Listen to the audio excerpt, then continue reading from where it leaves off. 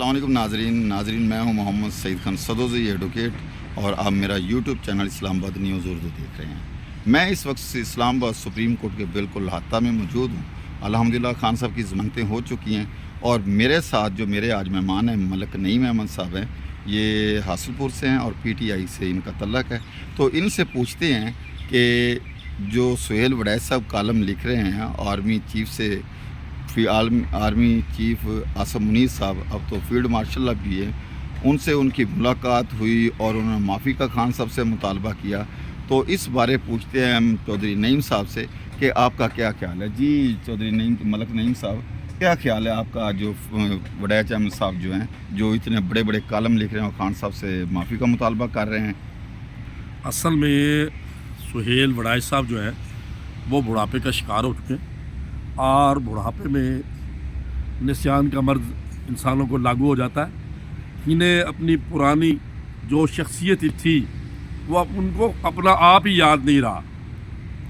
سہیل وڑائچ صاحب نے جب یہ نوجوان ہوا کرتے تھے، انہوں نے کتاب لکھی تھی جرنیلوں کی سیاست، بہاولپور میں۔ اچھا، بک کا نام تھا جرنیلوں کی سیاست، اور اس کتاب کے افتتاح کے موقع پر بہاولپور میں جہاں افتتاح ہونا تھا اس پروگرام کو روک دیا گیا اور وہاں پروگرام کرنے والوں کو روک دیا گیا۔ اچھا۔ مختلف میرجز ہال میں وہ اس پروگرام کو لے جایا گیا، کتاب کی رونمائی کو وہاں نہیں ہونے دیا گیا، اور آخر کار ممتاز ججا مرحوم جو سابق کیمپیے تھے ان کے گھر پر یہ ہوا اور اس کے نتیجے میں ایف آئی آر ہوئی ان کی کتاب کی رونمائی پر۔ اچھا۔ اور آج یہ سجدہ صاحب کر چکے ہیں، ریویو کر چکے ہیں، یا بڑھاپے میں نسیان کے مریض بن چکے ہیں، یا لالچ کے تابع آ چکے ہیں، یا جو پیزا اینکر پرسن نے کہا تھا کہ یہ وہ پھپھے کٹنی عورت ہے جو کہ لوگوں کے واش روم صاف کرنے کی پوزیشن میں پہنچ چکی ہے۔ تو مجھے لگتا ہے سہیل وڑائچ صاحب، آپ جس حد بلو دی بیلٹ آ گئے ہیں، جس حد تک آپ پہنچ گئے ہیں، میرے بھائی اللہ اللہ کرے چھوڑے ایسی باتوں کو کہ جس کو آپ کو وہ ادارہ بھی اون نہیں کرتا جن کی فیور میں آپ بات کر رہے ہیں۔ خدا کے لیے عقل کا ہاتھ لیجئے، ہوش کے ناخن لیجئے اور صحیح بات کیجئے۔ آپ کے ذمہ درست بات پہنچانا ہے۔ آپ تو میرے خیال میں اس قلم کار صحافی کی بجائے قلم کار طوائف کی شعار کر گئے کہ جو بجائے میرٹ کے، بجائے اصل بات کرنے کے، جو بھی نیا خاوند ملے شلوار بدل لیتی ہے۔ تو اس میں لگتا ہے آپ نظریات شلواروں کی طرح بدل رہے ہیں، جس طرح طوائف شلواریں بدلتی ہے اس طرح آپ نظریات بدل رہے ہیں۔ یا آپ ریویو کے کھڑے ہیں، یا آپ چکے ہیں، یا آپ کسی کی موٹیویٹڈ ہو کر یہ باتیں کر رہے ہیں۔ عمران خان کسی سے معافی مانگنے والا نہیں ہے۔ عمران خان لیونگ لیجنڈ ہے اور وہ لاسٹ ہوپ آف نیشن ہے۔ وہ پاکستان کا وہ سرمایہ ہے جو قیام پاکستان کے بعد حقیقی آزادی کی جنگ لڑ رہا ہے، اور وہ حقیقی آزادی کا لمبردار ہے۔ 78 سال سے پاکستان آج تک اپنی قسمت کے فیصلے نہیں کر سکا۔ ہماری ہمیشہ سے خارجہ پالیسی باہر سے بنتی آئی اور ہم باہر کے لوگوں کی وجہ سے چلتے آئے۔ خان صاحب نے اسی وجہ سے وہ کمپرومائز نہیں چاہتے، وہ اپنی پالیسیز کو آزاد چاہتے ہیں، وہ کبھی بھی اسٹیبلشمنٹ سے لڑائی نہیں چاہتے۔ وہ چاہتے یہ ہے کہ ہم اپنے ملک کی قسمت کے فیصلے آزادانہ کریں، اور وہ چاہتے ہیں کہ پاکستان ایشین ٹائیگر بنے۔ وہ یہ چاہتے ہیں کہ پاکستان نشاط ثانیہ کا نقیب بنے۔ وہ چاہتے ہیں کہ امت مسلمہ دنیا کے اندر رول کرے۔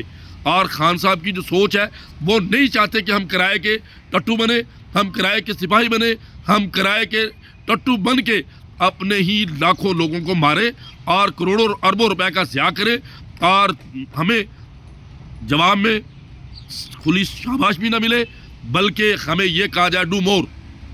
تو خان صاحب ڈو مور کہنے والے نہیں ہیں، وہ ایبسولوٹلی ناٹ کہنے والے ہیں۔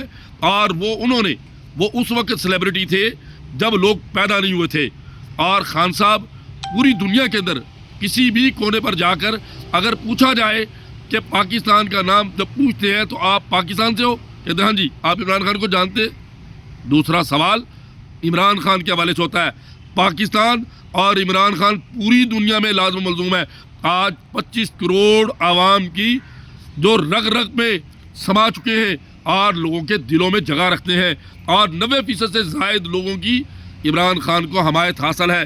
فارم 45 کی بجائے 47 کی جو حکومت ہے، جو 17 سیٹیں جیتنے والی جو حکومت ہے، اور اس کو جو مسلط کیا گیا ہے، میں اس کے حوالے سے یہ کہنا چاہتا ہوں کہ یہ کسی بھی صورت میں پاکستان کو اس سٹیج پر نہیں لے جا سکتے جس سٹیج پر عمران خان لے جا سکتا ہے. عمران خان باہر کی سامراجی قوتوں کو اچھے طریقے سے جانتا ہے، کیونکہ ایک صدی سے زیادہ عرصہ، آدھی صدی سے زیادہ عرصہ اس نے ان لوگوں میں گزارا ہے، ان کی طبیعت سے واقف ہے، ان کے معاملات سے واقف ہے، ان کو ڈیل کرنا جانتے ہیں. اور میں یہ سمجھتا ہوں اگر خان آیا، خان کے ساتھیوں کو آج جو قید و بند کی صحبتیں ہیں، خان صاحب جو لیونگ لیجنڈ ہوتے ہوئے اور جو اتنی بڑی سیلیبریٹی ہوتے ہوئے، انٹرنیشنل سیلیبریٹی ہوتے ہوئے آج جو قید و بند کی صحبتیں برداشت کر رہے ہیں، وہ اپنے لیے نہیں، وہ مورل ویلیوز کی بات کر رہے ہیں، اور وہ ان ویلیوز کی بات کر رہے ہیں جو تاریخ میں زندہ رہنے والے لوگ کی ہوتی ہے. جیسا کہ ذوالفقار علی بھٹو بھی تختہ دار پہ چڑھ گئے لیکن انہوں نے کمپرومائز نہیں کیا، عمران خان بھی کمپرومائز نہیں کرنے والا. عمران خان تاریخ کے رائٹ سائڈ پہ کھڑا ہے.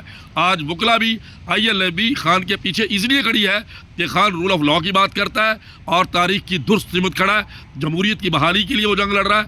اور میں ان تمام لوگوں کو جو خان صاحب کی بنیاد پر قید و بند کی صحبتیں برداشت کر رہے ہیں، جھوٹے مقدمات میں پڑے ہیں، ان کو میں یہ کہنا چاہوں گا کہ ان کے حوالے سے یہ پیغام کہ دیواروں سے در نکلیں گے، قید میں بالوں پر نکلیں گے. دیواروں سے در نکلیں گے، قید میں بالوں پر نکلیں گے.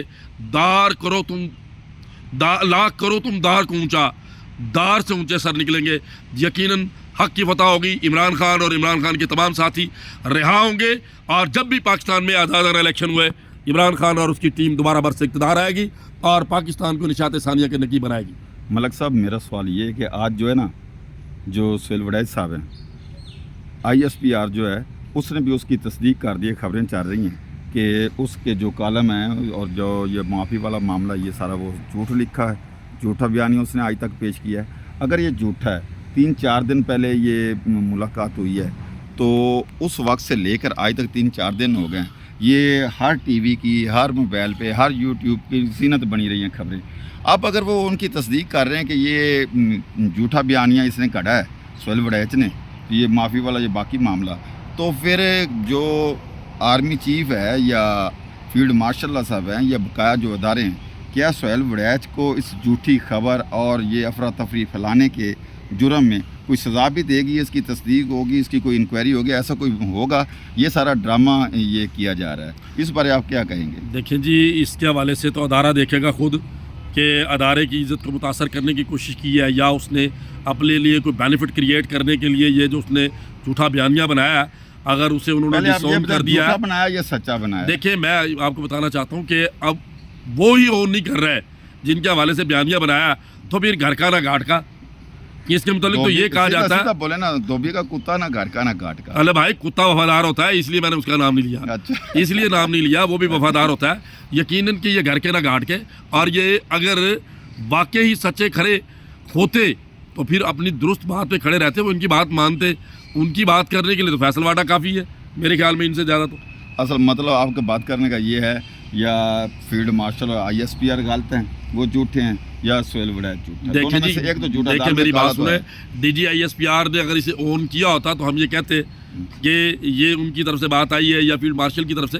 ان کی طرف سے جب یہ بات آئی نہیں، انہوں نے اون ہی نہیں کیا، تو سمجھا یہی جائے گا کہ میرا بھائی جو ہے نا نسیان کا مریض ہو گیا، اور پھپھے کٹلی اس عورت کی طرح ہے جو کہ فضا کا، یعنی کہ جو اینکر پرسن جو ایک خاتون تھی، انہوں نے یہ کہا تھا کہ یہ واش روم میں جا کر میرا سوال پھر وہی ہے آپ سے، اگر تو یہ جھوٹی افواہیں اس نے پھیلائی ہیں، ملک میں افراتفری پھیلائی ہے، یہ ملک کے خان صاحب اور ISPR جو ہے آرمی ہماری اسٹیبلشمنٹ اس کی ساخت کو نقصان پہنچایا، تو اس کے خلاف پھر کارروائی ہونی چاہیے. بھاجن قانون کے مطابق تو بنتی ہے. اگر آرمی کورٹ میں یعنی کہ دوسرے کیسز چل سکتے ہیں، تو یہ کیوں نہیں چلتا؟ تو اگر یہ جھوٹا بیانیہ بنایا اور ادارے کو نقصان پہنچانے کی کوشش کی ہے تو ایک دفعہ اسے بھی بلا لیا جائے. یہ دیکھو نا، جو عمران ریاض ہے وہ پکڑا جا سکتا ہے جھوٹی خبر پہ، یہ طور صحافی اور یہ جو مطیع اللہ جان، یہ بقایا سارے کو سزا ہو سکتی ہے، ان پہ مقدمات ہو سکتے ہیں.